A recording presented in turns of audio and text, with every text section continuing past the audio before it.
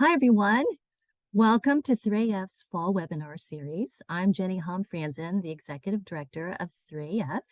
And before I turn things over to our moderator, Pat Radalanji from Nielsen, I wanted to spend a few minutes talking about 3AF. And just a reminder, we are recording this session. So let me share screen. The 3F, we are the leading resource when it comes to Asian advertising, Asian marketing, and the power of the Asian American consumer.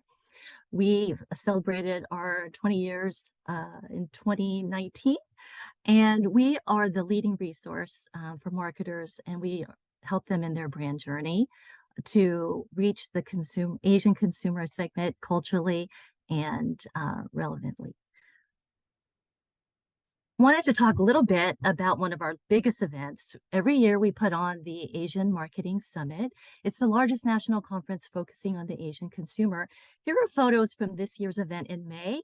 We held it at the Japanese American National Museum in Los Angeles, 150 plus attendees. We had 19 sessions over 2 days.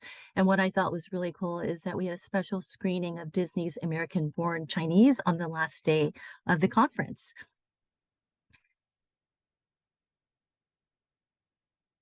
We also, every year as part of our conference, we honor the best and brightest work in our industry through our 3AF Excellence Awards. And here are some of the categories that people can enter and compete in: marketer, new marketer, media partner of the year, marketing research partner, digital campaign of the year, PR campaign, and the coveted award that everyone wants to win is creative campaign of the year, gold, silver, and bronze awards.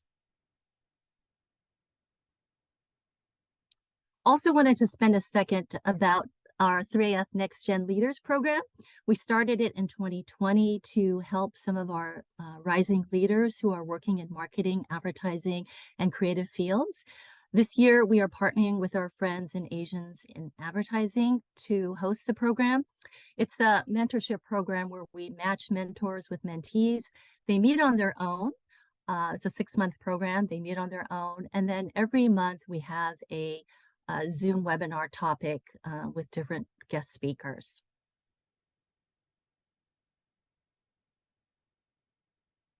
Wanted to also talk to you about Asian media. We feel that Asian media is very critical to our organization. After all, they're the conduit to our community. These are 2 initiatives that we're working on. One, we're working on a media directory to make sure marketers are aware of the media in our industry. And then also, I want to work with organizations such as the National Minority Supplier Development Council to make sure that our Asian media understand the value of being certified. And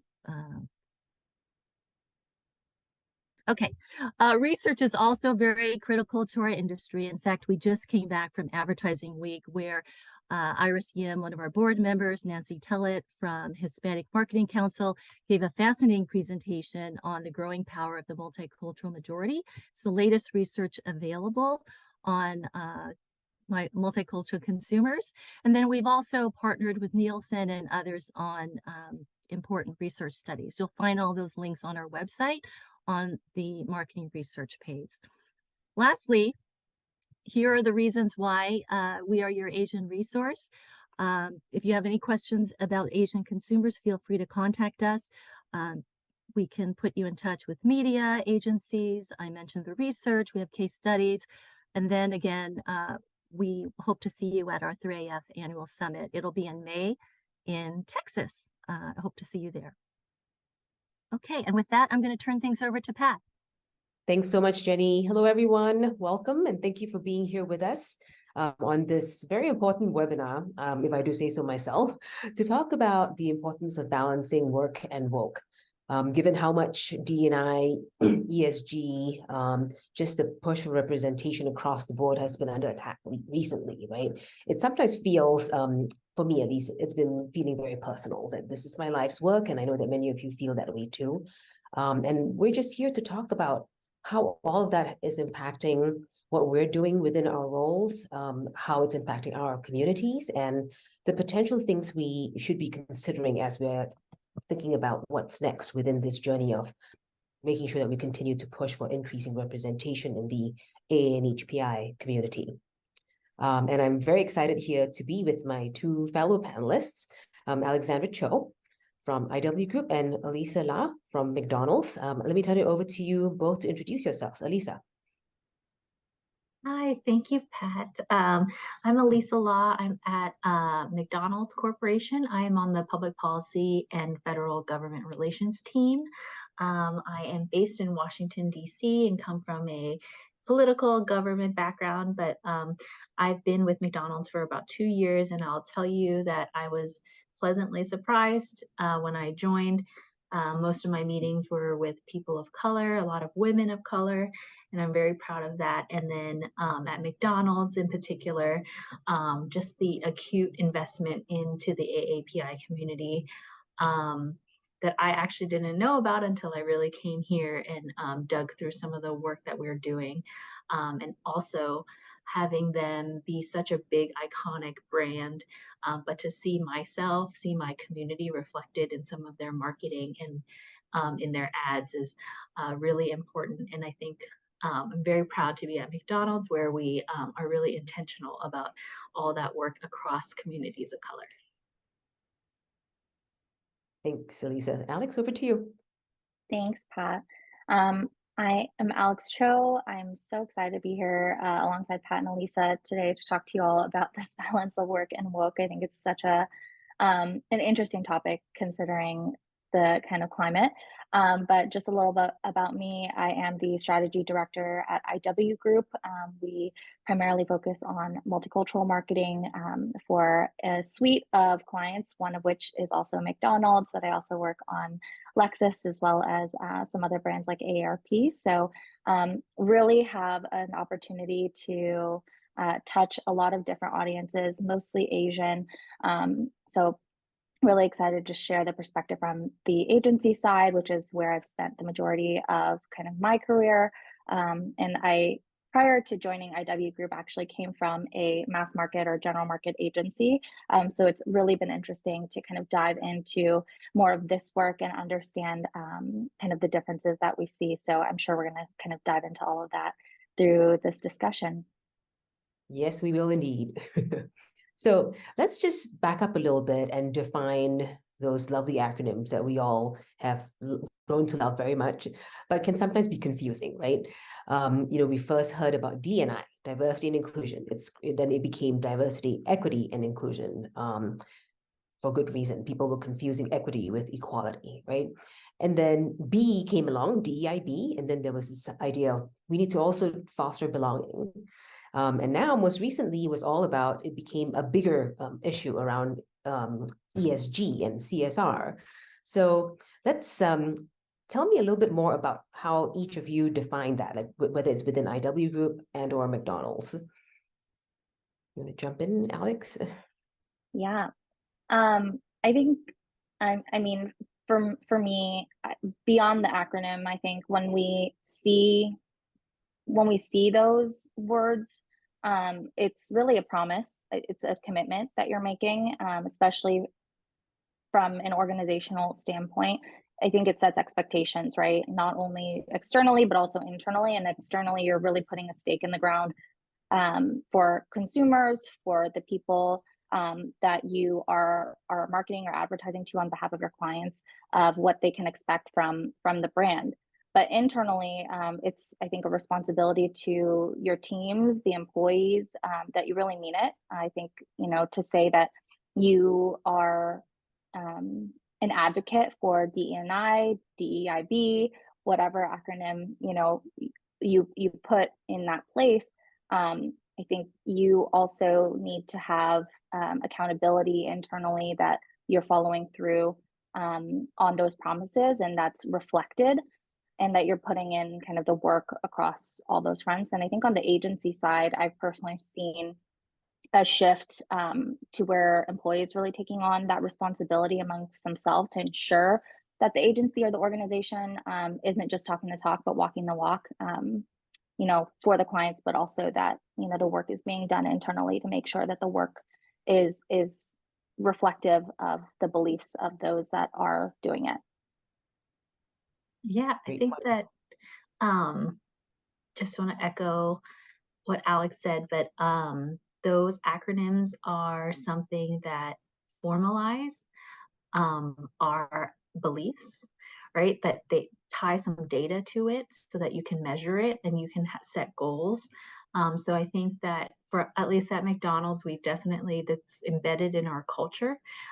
We've been doing like Asian consumer marketing for over 30 years, not just recently. So, but I do think this DEI, ESG, a lot of like the reporting, the new things is just really capturing that data, which is very important to ensure that we are measuring correctly and also setting realistic goals and attaining them. So I think that those acronyms have just kind of formalized some of those beliefs and like really formalize that that work so that other companies can measure against other companies as well. Yeah, it's almost like if you have a benchmark, you can keep pushing to increase that bar from year to year, right? And I love what you talked about in terms of beliefs, Elisa, because at least from a Nielsen standpoint, we rebranded and we now include inclusion, courage, and growth. So inclusion is actually within our corporate values. So I know that we saw a lot of brands doing things like that, making big steps to really be outward and mean what they are standing by within those values and those beliefs. And we saw a lot of that starting in particular with the horrific events in 2020, right? And I know that for Nielsen, our CEO at the time, David Kenny, actually really stepped up and took on the dual role of CDO, Chief Diversity Officer, on top of being a CEO. And he really did things like, making sure there was a balance of men and women within the executive committee, made sure that there was a strong diversity, equity, and inclusion team in place and so forth, and turn to making sure that our products were going to be able to measure and reflect diverse audiences across the board. How do you think those commitments, right, across the board within your companies, within the clients you support, Alex, how, can you share some impacts that you've seen from these initiatives? Yeah, I mean, I think in general we've seen impact. I think whether they are positive or negative can be up for debate. I think what we saw in 2020 was what a lot of these underrepresented communities had been feeling for a long time, right? I don't think it was a surprise, but it was a tipping point. And I think it forced people and brands to finally respond in a meaningful way. But I think we're still just kind of scratching the surface, when it comes to full inclusion. I think there's still a lot of opportunities to do more, to do better, making sure that we're really hearing the needs of those communities, our unique, multicultural audiences, and reflecting that in the work that we're doing. And I think across some of the clients that we work on, we've seen in the data how it's moved the needle, and how, there's still more that we can build upon.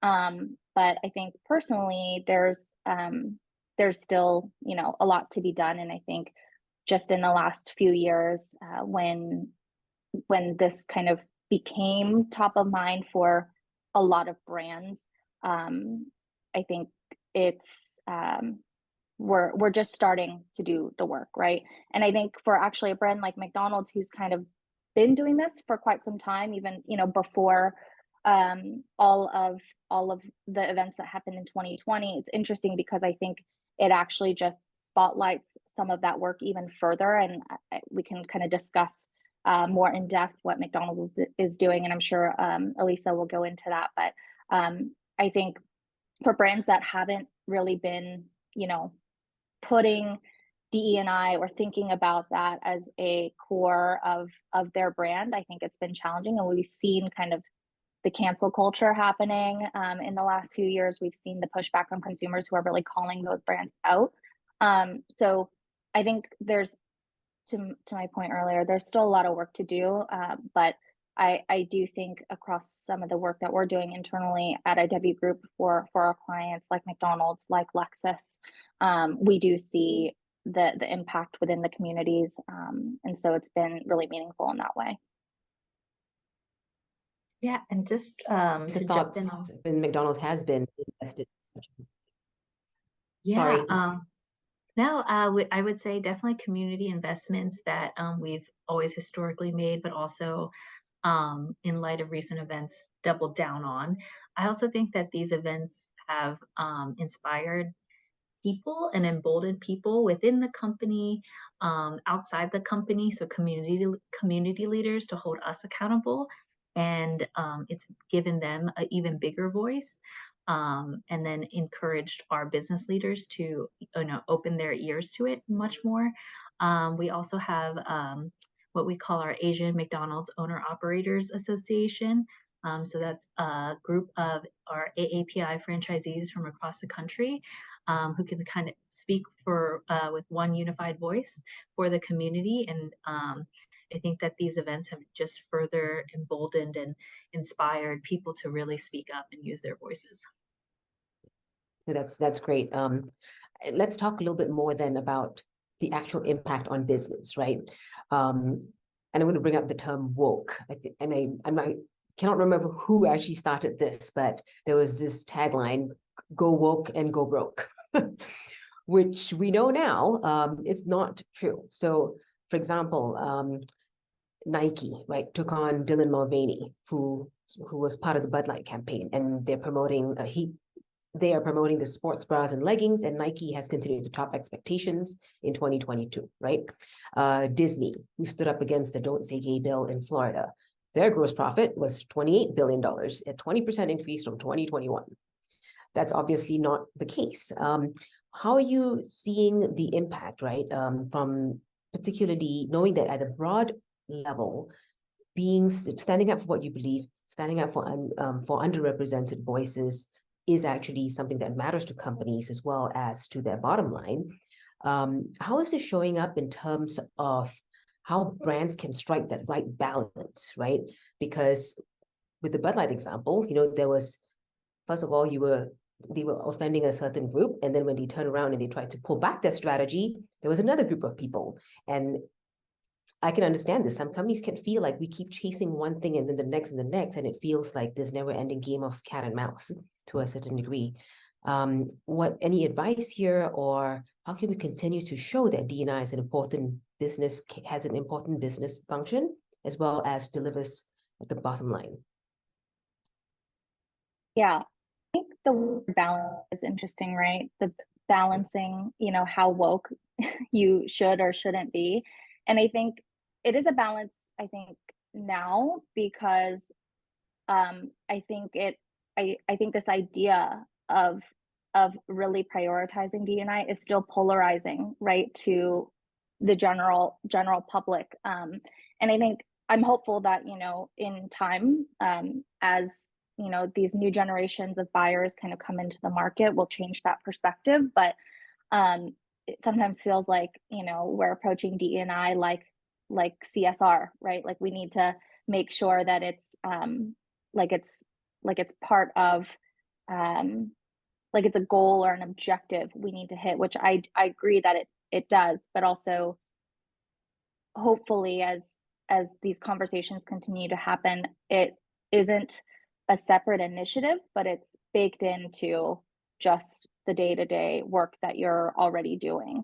And I think we see some of that happening now with the clients that we work on, really making sure that the needs of our multicultural audiences that we're working on are being integrated across all of the work and the creative that we do. But I think when it comes to brands and understanding what level of wokeness, I guess, they need to uphold, I think ultimately it comes down to what are the brand values. And if the brand values don't already have a level of diversity, equity, inclusion, belonging in the brand, or some tangential connection to it, then I think it's forcing some brands to have to relook at themselves and ensure they have a place in culture, in fostering community. And in that, if they don't have that, of course it's going to affect their bottom line. So I guess that's kind of my point of view when it comes to the balance. And, like I said, hopefully over time it becomes less of a balance and more just ingrained in the way that these brands are doing what they do. And I think, McDonald's is a great example of how we've seen that kind of come to life and the way they've really leaned in. Yeah, happy to jump into say one of like the bedrocks of our culture here is to represent the diversity of the communities where we live and operate in. McDonald's has 14,000 restaurants across America. That's rural, that's in the cities, that's in the suburbs, and everywhere in between. So we're really proud of that. So as you mentioned, definitely if it's something embedded, so it's kind of easy for us in the sense. I hope that other companies can continue to work, do the work to embed it in their culture. But I think another piece is that authenticity, to really represent the community authentically. In order to do that, you have to be in the community, you have to listen to the community. But I really applaud firms like IW Group, who can advise us on how to be authentic, give us those amazing ideas, speak from the community because they are a part of it and embedded in it. And I think that companies that have big buying power, they need to understand where their weaknesses are. And if they cannot, authentically speak from that community, they need to just go and find the people that can. And there's plenty of resources and places and firms and marketing companies that can do that work for them, which would only help their supplier diversity and business diversity. So affecting the bottom line for us, I think, is ensuring that we're doing all that work really authentically. From more of my like government political background, I'd say that we have seen voters, the trends on, when government or some politicians attack wokeness, it is not polling well. Voters are really shy, like it is just not penetrating their mindset. They are definitely focused on many other issues. So I would say that I think if that translates into the consumer would not, they think that your internal DEI policies are all that. What you provide as a brand to the consumer, as long as it's authentic and, true to your brand, that's what they want to see. So I think just wanted to put that out there that I think you can kind of see that fervor of anti-wokeness dying down because the people are not concerned with it. It's kind of table stakes at this point. Right. Your audience is everything, your consumer is everything, right? And at the end of the day, you've got to be where they are and make sure that you're supporting or enabling and empowering them to be who they are. So since we are talking to an advertising audience here, let's talk a little more about how that outreach and the creative that is put out there is being measured. So Nielsen research, for example, shows that 46% of Asian audiences are more likely to buy from brands that advertise in content that are representative of Asian. So whether it's there are Asian characters or it's an Asian story like beef, there's that sweet spot between making creative that is representative and also putting that creative and that ad in content that is representative. Tell us a little more, Alex, about how your clients measure the impact of diverse creative.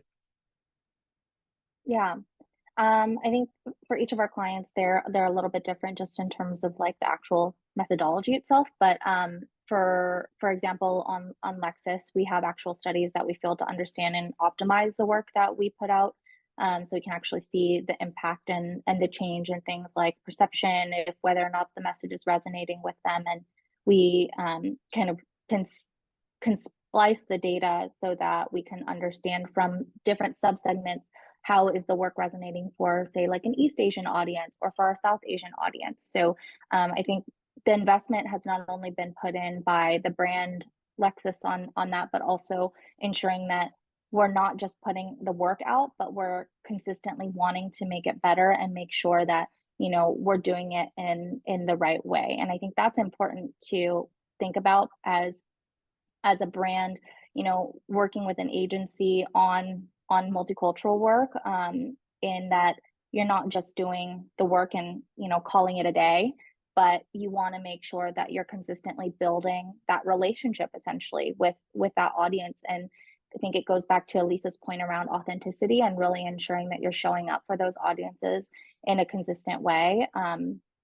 And so when it comes to, what the KPIs are for diverse creative, I think on Lexis, we've seen hard data to show that, Lexis perception among our Asian audience has increased. I think we see consideration being higher, and this is all typically measured through some of the reporting we do with Kantar.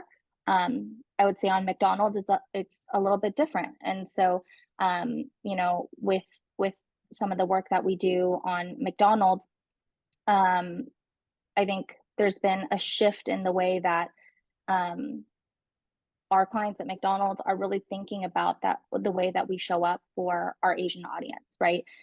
It's less about, or I should say, it's more about how we show up in an ongoing, consistent way, as opposed to capitalizing on these moments like holidays or culturally relevant times of the year, I will say. And so I think that's really interesting and really smart, in the sense that at the end of the day, DE&I isn't something that you do a few times a year. It's really, I think, for a brand, something that, at least for most brands, as a goal, should be something that's always just embedded in the work across the board.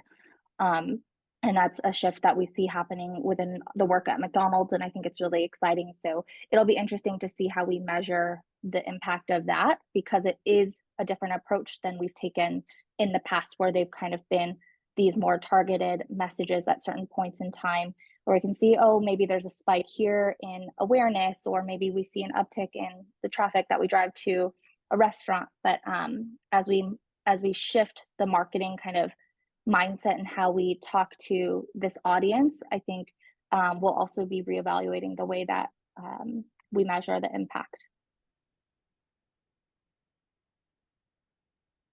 Lisa, do you have anything to add here? And I'm thinking immediately of the, so I live in Chicago, right? And the McDonald's headquarters in Chicago has the machines where you could order all the different flavors of, cheeseburgers or hamburgers or different products that exist in McDonald's around the world. And it's almost like you're bringing the world to our small little part of the Midwest. So I wonder if that's something that it's clear to me that McDonald's is very committed to making sure that there's inclusion, there's globalization, there's awareness of all of that. How is that thought about? I mean, I know within your world of public policy, you mentioned voters, for example, right? Anything else that companies or brands should be considering when they're trying to make a case for diversity and inclusion and equity as well?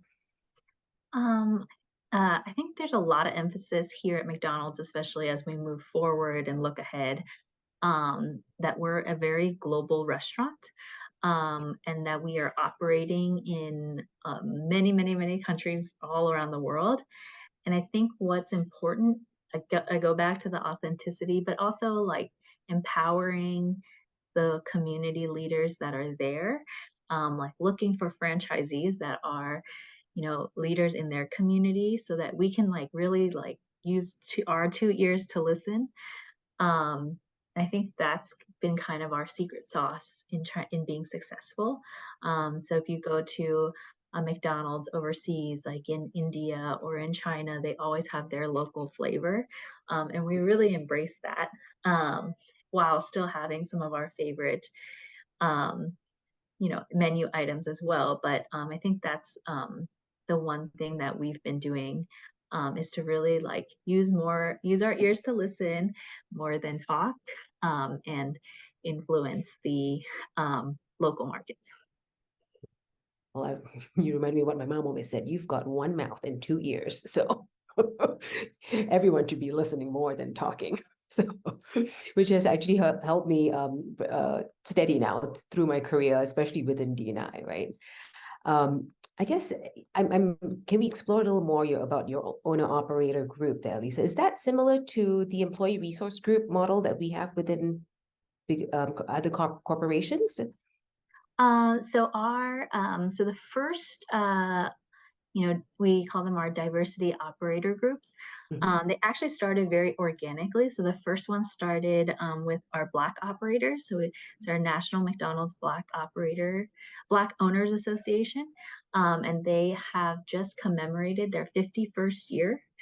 And they started as a group of, a handful of operators 51 years ago that really wanted to band together to support one another, to make sure that their needs were being met and that they could get more operators that look like them into the system.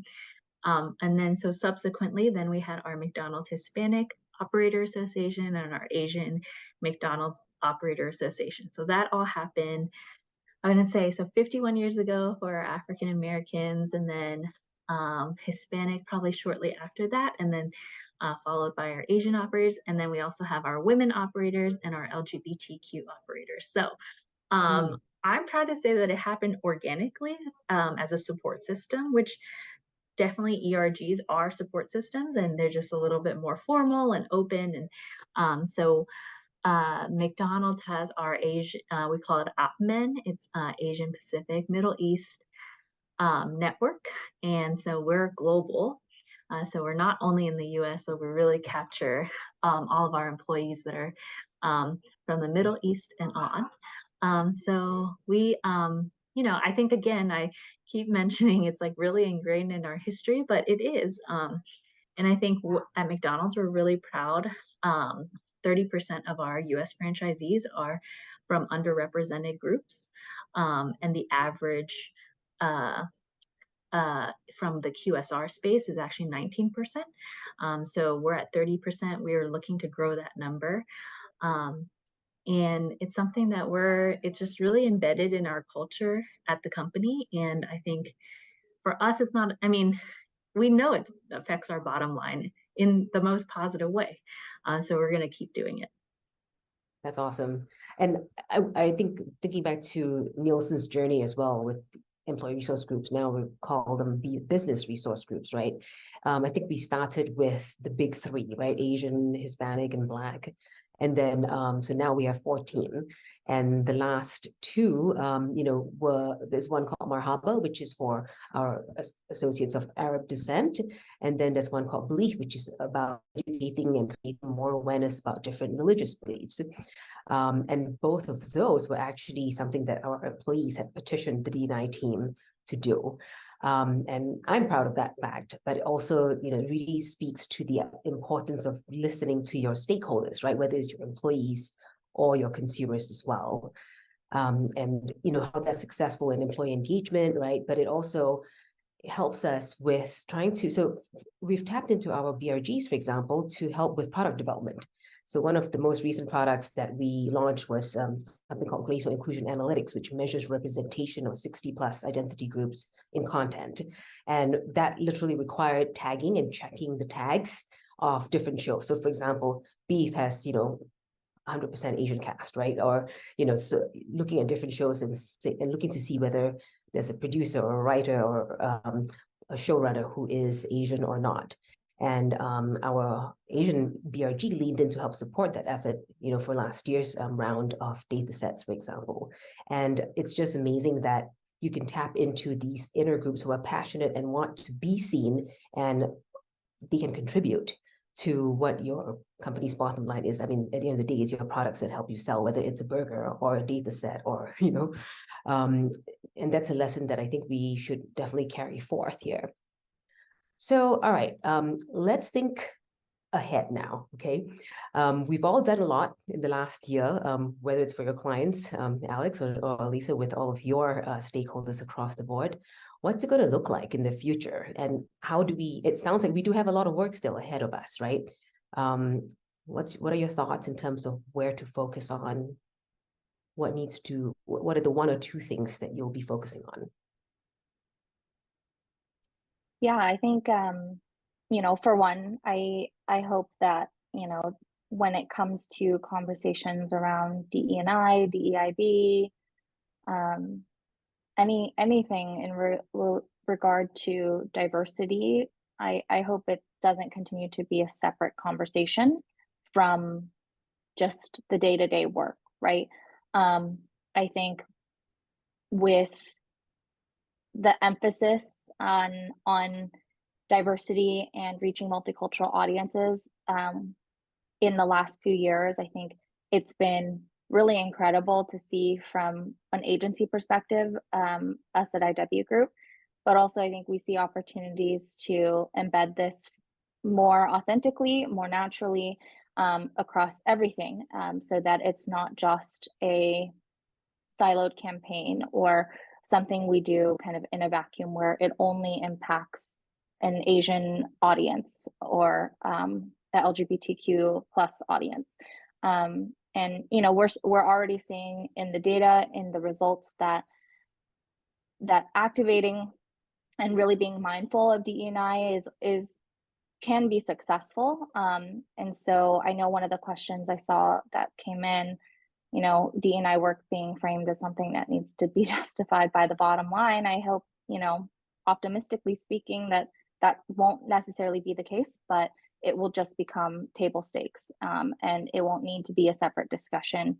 So I think the other piece of that, I think it takes a mindset shift to understand that DE&I doesn't have to be a separate initiative necessarily, but if we can really understand the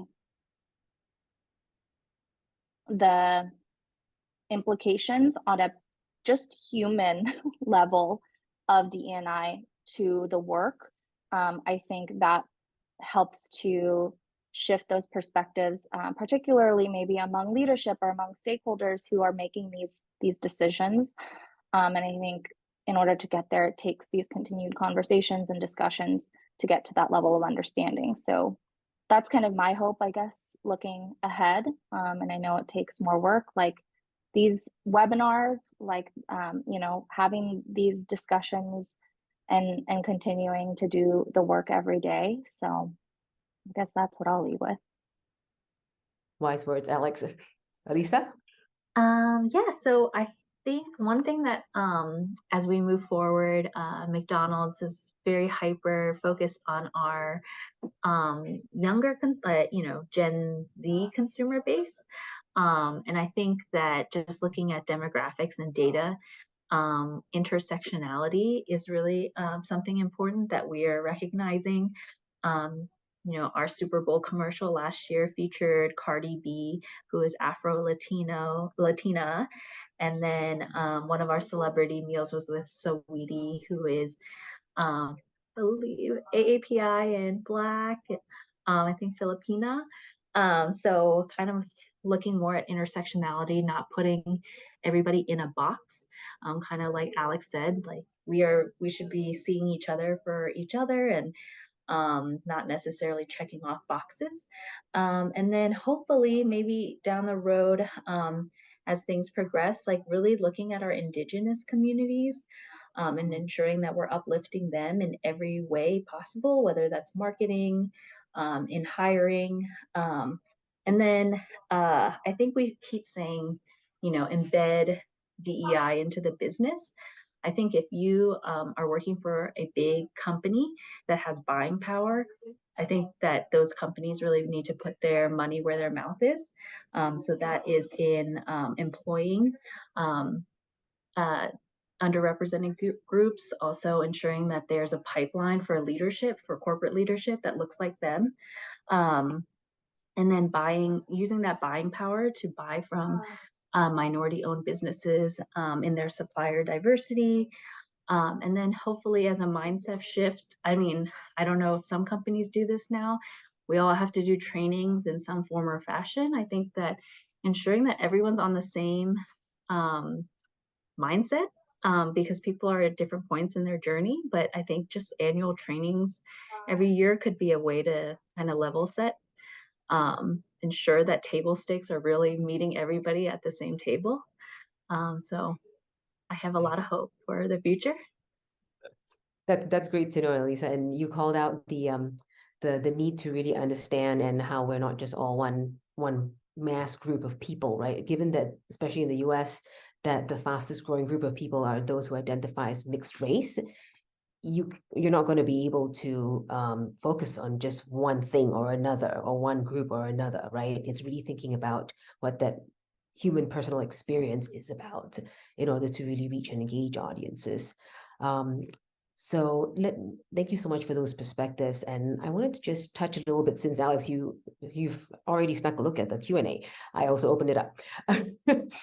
You talked about, this first question is talking about how to work towards simply doing D&I for the sake of D&I. I think, yes. So one is the idea that inclusion and how that's part of your brand's values, right, is something that will be an anchor in terms of a reminder to senior executives or leadership that this is what we stand for and we need to stay true to it. On the other hand, you get a lot more traction if there is something to anchor it to as well when it comes to business. So for us at Nielsen, for example, it's those products that I mentioned. And I think every company can find something that is unique to them. So for example, for us, we do a lot of reports on an annual basis that's called the Diverse Intelligence Series that focuses on helping people understand Black community, Hispanic, Asian. We started one on Native Americans, as well as we did one on women over 50 a couple of years ago, and just trying to find new ways of using the data that we already have, right? And that's what Nielsen's bailiwick is, data. So, and for you, Alyssa, it's the food, right? So it sounds easier said than done, but I think that's an interesting proposition and something that really excites employees, actually. Like, oh, I'm working for a measurement company. Let me see what we can do as in my little spot of the world where I study data, and how can this help me raise up underrepresented voices? So that's my little piece of advice. I don't know if, anyway, Alice, you already weighed in there. Any other thoughts, or should I jump into the next one? No, I think you make great points.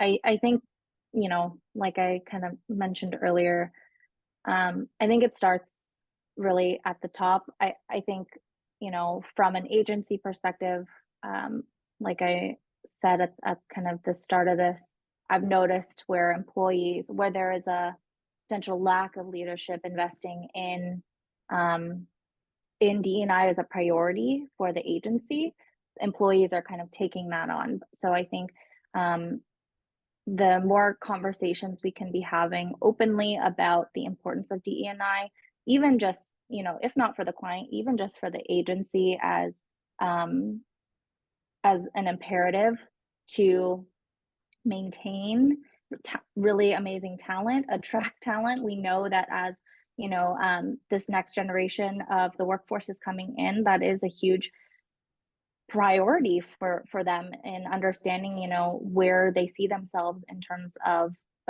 work culture. So I know I was kind of more speaking to the agency like brand relationship before, but I also think that, you know, holding ourselves as well as our leadership and management accountable and continuing to have those open and honest conversations will hopefully help to move the needle.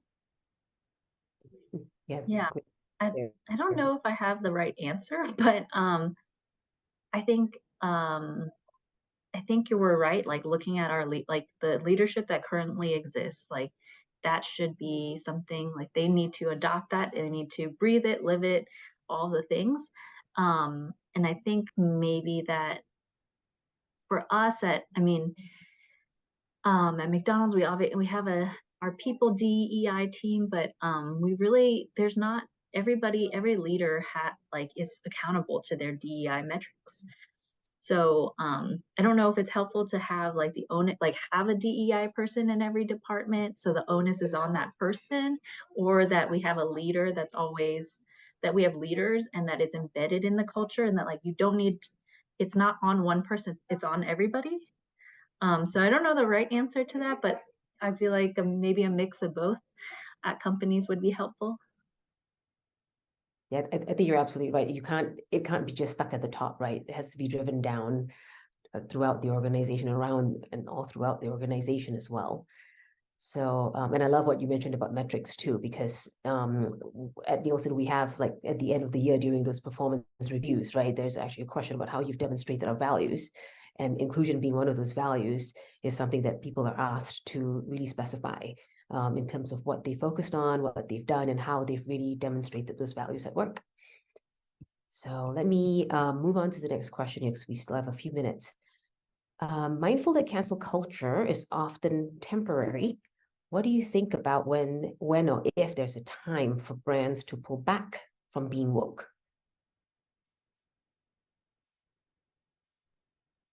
I just think that if you're doing things authentically to yourself, like you should totally be proud of doing them.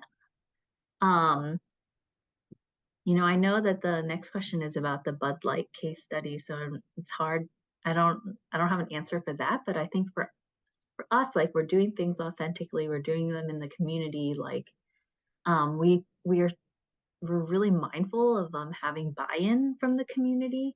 So like talking to them, ensuring that they're on the same journey. This is one small thing is at McDonald's, we just rolled out one of our limited time sauces. It's called Mumbo sauce. So I'm in DC. Mumbo sauce is a DC based thing.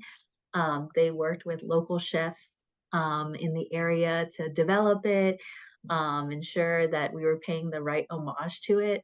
And then, we made a 5-minute documentary about the history of Mumbo sauce in DC, how it's tied back to the Midwest and in Chicago. Y'all have mild sauce and kind of those ties. So I think if you just start putting like that thought behind that work and you're so proud of it, it's hard, then I just can't imagine. I would hope that you get rewarded for it. And then if you are canceled for it, then I think if you're proud of that work, then you can stand by it. It would definitely. Yeah. Mhm.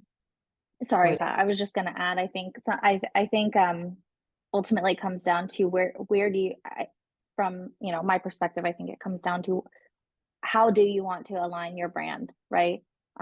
With what kind of consumers, and if being too woke maybe doesn't sit well with a subset of your audience, is that the risk you're willing to take? And I think those are the kinds of questions I think the brands that are operating in these potentially newer areas that they haven't necessarily put a stake in the ground yet around are starting to be faced with, and knowing that there, is that initial blow, potentially being quote unquote canceled, but also building equity with the kinds of consumers you want to be aligned with, I think is the end goal. Yeah, and so personal take, I think woke is the buzzword. Woke has been around for a long time, right? But having it apply to this situation is the thing that seems to be temporary, in my mind at least. And thinking back to the brands that we talked about earlier with Nike and Disney, they've always stood for that type of inclusion, for driving representation, right? And that's why I have a strong feeling that's why being woke and standing by, the communities that were under attack didn't actually touch their bottom line at all. And they continued to drive growth regardless of being dubbed as woke. So, and back to the idea of standing by your brand and standing by their values, right? The values are something that stand the test of time. It's not something that that can be easily, shot down. But you're right too, Alex, in terms of when somebody's just coming around to the realization that this is something we really need to do because, hey, our consumers, our audiences are asking for it. This growing mixed race audience is looking for something different than what we've been presenting. That's something that I think brands should spend a lot more time to reflect upon. And it's another opportunity to engage the people who are within your companies and organizations who will have a point of view and who can help shape what actually being true representatives of the communities that are underrepresented can look like. Mm-hmm. Yeah. All right. The next one, I founded the AAPI ERG, my company, and this question asked about how the language in the space has been evolving. It's no longer just mentors and this sponsors, for example. Although in my mind, those are actually two different things. And then any insights on semantic or lingo that is developing in DE&I?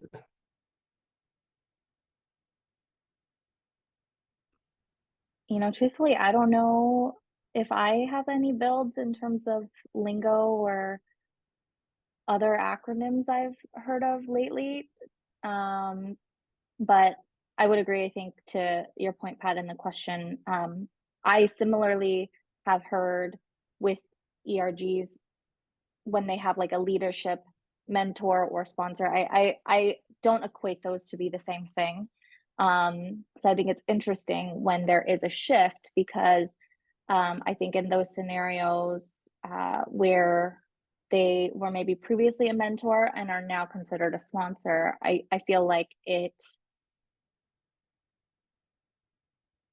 provides a sense of equity in terms of, that person in maybe a leadership or managerial position isn't the one that's mentoring that whole group of people when it comes to DEI, but rather they're the ones that are also helping to champion that group in terms of what it is they're hoping to achieve, what are the kind of challenges that they're being faced with, how can they support them, that sort of thing. But I guess to answer the question itself, I can't think of any other lingo that's come up personally. Maybe Elisa has some. No lingo. I mean, I've heard that also like DEI, that lingo is like kind of passe too, right? Like that if we're really talking about embedding it in our culture, like it's not even something we have to call. I mean, we call it out, but that's like it's almost like standard, like in your meetings, like you're like, all right, who has the numbers? Da, da, da. Are we accounting for diversity? But it's a really interesting question because I think I like the way that Alex mentioned it, like a champion, right? And I think we talked about this a little bit, that some of the ERGs are sponsored by, you know, people of other backgrounds, to ensure that like leadership in the company also has a stake in the work that we're doing in the ERGs. But yeah, all of it is really interesting how we talk about it, because the sponsor already kind of like shows you some type of power dynamic, and it's interesting. I'm also so curious like what ERGs are going to look like in the future with so many like people of mixed races and kind of people belonging to multiple ERGs and things like that, and being proud of their culture.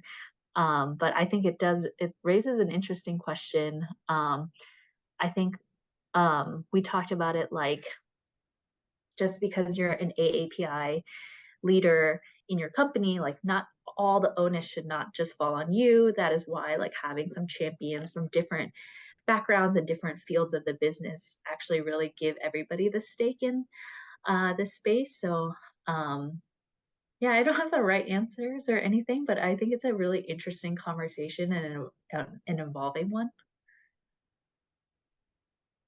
Yeah. I mean, I don't think there is a right or wrong answer, to be honest, right? And I can give you some best practices. So we, for example, we have executive sponsors who are part of the senior leadership team, right?